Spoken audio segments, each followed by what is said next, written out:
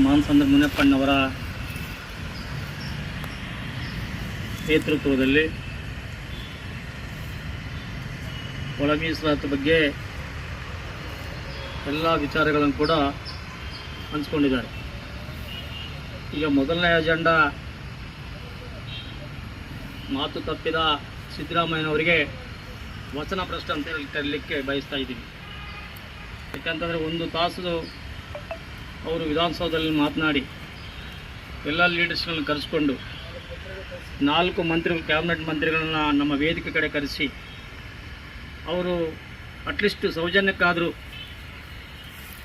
ನಮ್ಮನ್ನು ಕರೆಸಿ, ನಮ್ಮ ಟೀಮ್ನ ನಾಯಕತ್ವವನ್ನು ಕರೆಸಿ, ಇದು 27ನೇ ತಾರೀಕು ನೀತಿ ಸಂಹಿತೆ ಜಾರಿ ಇರುವುದರಿಂದ ನಾವು ಮುಂದೂಡ್ತಾ ಇದ್ದೀವಿ, ನಿಮ್ಮ ಸಹಕಾರ ಇರಲಿ ಅಂತೇಳಿ ಕೇಳ್ಬೋದಾಗಿತ್ತು. ನಮಗೆ ಅಟ್ಲೀಸ್ಟ್ ಸೌಜನ್ಯಕ್ಕಾದರೂ ಕೇಳಲಿಕ್ಕೆ ಮನಸ್ಸು ಬರಲಿಲ್ಲ ಅವರಿಗೆ. ಯಾಕಂದರೆ ಇವತ್ತು ವಲಯ ಸಮುದಾಯದ ಸಚಿವರುಗಳ ಮಾತು ಕೇಳಿ ಅಥವಾ ಅವರ ಹೋರಾಟಕ್ಕೆ ಮಣಿದು ಇವತ್ತು ಮಾದಿಗರನ್ನ ಮೂಲ ಗುಂಪು ಮಾಡಿರುವಂಥ ಕಾಂಗ್ರೆಸ್ ಸರ್ಕಾರ ವಿರುದ್ಧ ಮತ್ತು ನಾವೆಲ್ಲರೂ ಕೂಡ ನಾಳೆ ಏನು ದಾವಣಗೆರೆ ಮತ್ತು ಬಾಗಲಕೋಟೆ ಉಪಚುನಾವಣೆ ಇರೋದರಿಂದ ಒಟ್ಟಾರೆ ನಾವೆಲ್ಲರೂ ಸೇರಿ ಈ ಒಕ್ಕೂಟದ ವತಿಯಿಂದ ದಾವಣಗೆರೆಯಲ್ಲಿ 4 ಗಂಟೆಗೆ ನಾವು ಒಂದು ಸಭೆಯನ್ನು ಕರೆದು ಸಮುದಾಯದ ಮತಯಾಚನೆಗಾಗಿ ಸಮುದಾಯದ ಬಂಧುಗಳಲ್ಲಿ ನಿಮ್ಮ ಮಕ್ಕಳ ಭವಿಷ್ಯಕ್ಕಾಗಿ ನಾವು ತೀರ್ಮಾನ ಕೈಗೊಳ್ಳಬೇಕಾಗಿದೆ. ದಯವಿಟ್ಟು ನಮ್ಮ ಮಾತಿಗೆ ಗೌರವ ಕೊಟ್ಟು ನೀವು ಕೂಡ ಈ ದಾವಣಗೆರೆ ಮತ್ತು ಬಾಗಲಕೋಟೆ ಜಿಲ್ಲೆಯಲ್ಲಿರುವಂಥ ನನ್ನ ಮಾದಿಗ ಸಮುದಾಯದ ಬಂಧುಗಳಲ್ಲಿ ವಿನಂತಿ ಮಾಡಲಿಕ್ಕೆ ನಾವು ಒಕ್ಕೂಟದ ವತಿಯಿಂದ ನಾವು ಬೆಂಗಳೂರಿಂದ ತೆರಳುತ್ತಾ ಇದ್ದೀವಿ. ಯಾಕಂತಂದರೆ ಇವತ್ತು ಸಮುದಾಯ ಎಲ್ಲೋ ಒಂದು ಕಡೆ ನೋವನ್ನು ಅನುಭವಿಸ್ತಾ ಇದೆ. ಸುದೀರ್ಘ 35 ವರ್ಷಗಳ ಹೋರಾಟದ ಹಿನ್ನೆಲೆ ನೋಡಿದಾಗ ಪ್ರತಿಯೊಂದು ಹಂತದಲ್ಲಿ ಕೂಡ ನಮಗೆ ಅನ್ಯಾಯವನ್ನು ಎಸಗಿರುವಂಥದ್ದು ಕಾಂಗ್ರೆಸ್ ಸರ್ಕಾರ. ಹಾಗಾಗಿ ಕಾಂಗ್ರೆಸ್ ಸರ್ಕಾರ ವಿರುದ್ಧನೇ ನಾವು ಬೀದಿಗಿಳಿದು ಹೋರಾಟ ಮಾಡಿ ಇವತ್ತೇನೋ ಒಂದು ಕನಸಿತ್ತು ನಮಗೆಲ್ಲರಿಗೂ. ನಾವೆಲ್ಲರೂ ಕೂಡ ಭರವಸೆ ಇಟ್ಕೊಂಡಿದ್ದೀವಿ, ಸರ್ಕಾರ ಏನಾದರೂ ತೀರ್ಮಾನ ಕೈಗೊಳ್ತದೆ, ವಿಶೇಷ ಕ್ಯಾಬಿನೆಟ್ಟಲ್ಲಿ ಚರ್ಚೆಗೆ ಬಂದು ಅದನ್ನು ಬಿಲ್ ಪಾಸ್ ಮಾಡ್ತಾರೆ ಅಂತ ಅಂದ್ಕೊಂಡಿದ್ದೀವಿ.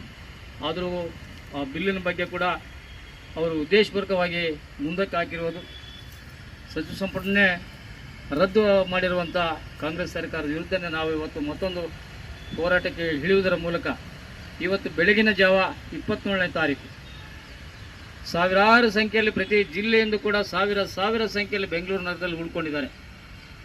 ಇವತ್ತು ಪೊಲೀಸರು ಸರ್ಪಗಾವಲದಿಂದ ನಮ್ಮನ್ನು ಅಡ್ಡಗಟ್ಟಿ ಬಂಧಿಸುವುದು ಒಂದು ಕಡೆ, ಮತ್ತೆ ಪ್ರೊಫೆಸರ್ ಬಿ ಕೃಷ್ಣಪ್ಪ ಅವರ ಸ್ಮಾರಕದಿಂದ ನಡ್ಕೊಂಡು ಬಂದಿರುವಂಥ ನಮ್ಮ ಪರಮ ಪೂಜ್ಯ ಶ್ರೀ ಶ್ರೀ ಶ್ರೀ ಷಡಕ್ಷರ ಮುನಿಸ್ವಾಮಿಗಳು ಅವರ ತಂಡ 5 ಜನ ಸೇರಿ ಏನು ಬೆಂಗಳೂರು ತಲುಪಿದ ನಂತರ ನೆಲಮಂಗಲದಲ್ಲಿ ಅವರು ಮೊನ್ನೆ ಅವ್ರನ್ನ ಅರೆಸ್ಟ್ ಮಾಡಿ ತುಂಬ ಅಗೌರವ ನಡ್ಕೊಂಡಿರುವಂಥ ಈ ಸರ್ಕಾರಕ್ಕೆ ಬುದ್ಧಿ ಕಲಿಸಬೇಕಾಗಿದೆ.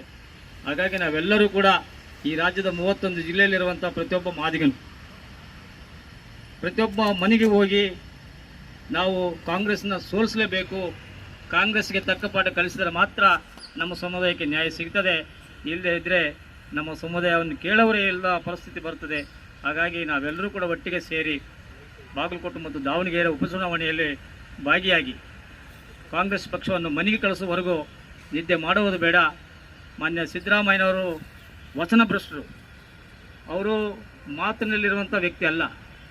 ಅವರಿಗೆ 2 ನಾಲಿಗಿದೆ, ವಿಷಯಂತೂ ನಾಲಿಗೆ ಇದ್ದಾಗೆ.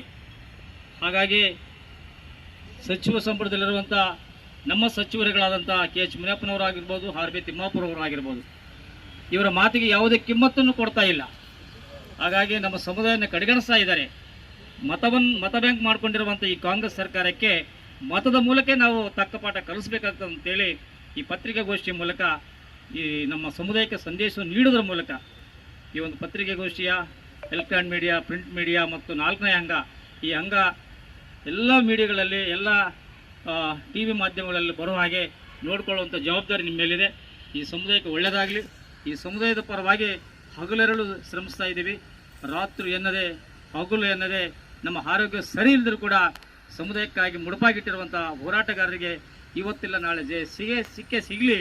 ಒಳ ಮೀಸಲು ಜಾರಿ ಆಗುವವರೆಗೂ ನಮ್ಮ ಹೋರಾಟ ನಿಲ್ಲುವುದಿಲ್ಲ ಅಂತೇಳಿ ಪತ್ರಿಕೋಷ್ಠಿ ಮೂಲಕ ಹೇಳಲಿಕ್ಕೆ ಬಯಸ್ತಾ ಇದ್ದೀನಿ. ಅಂಬಣ್ಣವರು